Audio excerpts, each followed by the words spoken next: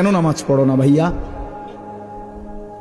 এই বাপ, মুসলমানের বাচ্চা, কেন নামাজ পড়ো না? ছেলেরা আমার, কেন নামাজ পড়ো না? কেন নামাজ পড়ো না? মালিক আর কেমনে বললে নামাজ পড়তে?